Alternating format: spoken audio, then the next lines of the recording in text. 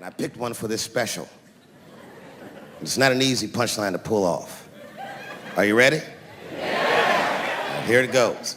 The punchline is, so I kicked her in the pussy. I haven't finished the joke yet. I just know whatever happens in the beginning of the joke, at the end of the joke, for some reason, I'm gonna kick somebody in the pussy. And it's going to be hilarious. And you know what's weird? I've always been this talented. I can't remember a time when I wasn't. You know, when I was growing up, I was probably about 8 years old, and at the time, we were living in Silver Spring. Yeah. Yes. Common misconception about me in D.C., a lot of people think I'm from the hood. That's not true. But I never bothered to correct anybody because I wanted the streets to embrace me. As a matter of fact, I kept it up as a ruse. Like sometimes I'll hang out with rappers like Nas and them, and these motherfuckers will start talking about the projects. Yo, it was wild in the PJs, yo. And I'll be like, word, nigga, word. But I don't know. I have no idea. My parents did just well enough so that I could grow up poor around white people.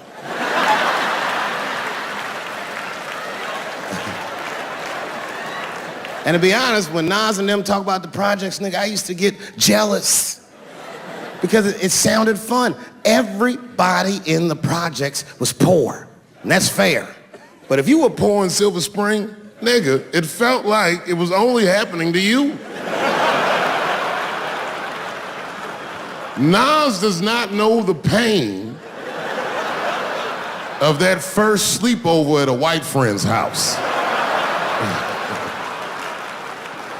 When you come back home on Sunday and just look at your parents like, y'all need to step your game up.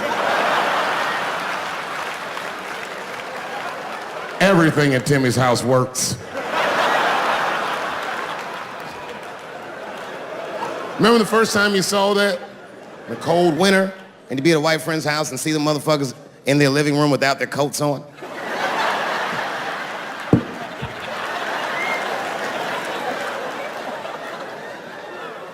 Timmy was one of my first white friends, like, in my life, man. He was a good dude, too. He moved to Silver Spring from Utah, of all places. I guess his family was affiliated with that Mormon church they got down there, and me and him used to hang out. And one day I was at his house, we were just hanging out, and Timmy says, Dave, why don't you stay for dinner tonight? I said, oh, man, I'd love to, but I can't. If I'm not home before dark, my mother will kill me. That was a lie.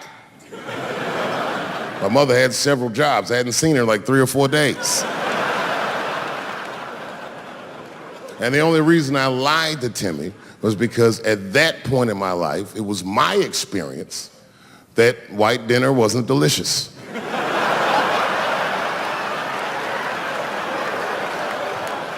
I'd rather go home and fry some bologna or some shit like that.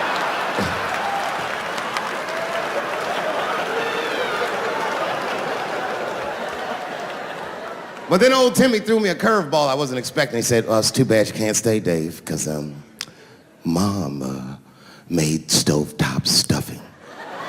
I said, what the fuck, stovetop? Well, hold on, nigga, let me make some phone calls real quick. I had seen that commercial so many times, I had dreamt of getting my hands on some of that stovetop stuffing. And finally, I met a motherfucker that actually had a box of stovetop in the house. I couldn't miss this opportunity, so I pretended to call my mother. And then I came back and I said, Timmy, you're not gonna believe this great news. Mom said I can stay. And he said, fantastic. He said, why don't you come with me and we'll help set the table and then we can say the blessing. I had no interest in setting this motherfucker's table or saying these crazy ass Mormon prayers. I just wanted that goddamn stuffing. So I told Timmy, I said, you know what, I'd love to help, but let me go wash my hands first. My plan was simple.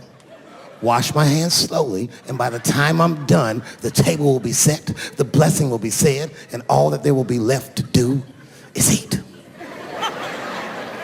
Went to the bathroom. I washed my hands very slowly. I must have been in there for about 10 minutes. And suddenly, one of his mothers came to the door.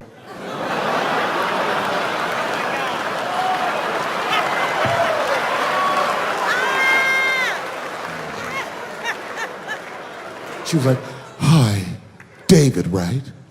I said, "Yes, ma'am." She said, "Timmy tells me that you're planning on staying for dinner." I said, "I hope that's not a problem, ma'am." She says, "No, it's no problem. In fact, we'd love to have you. It's just that we weren't expecting company.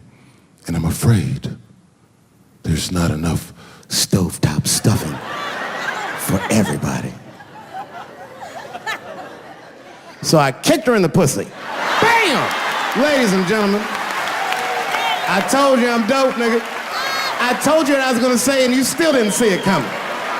And that's why I make the big bucks.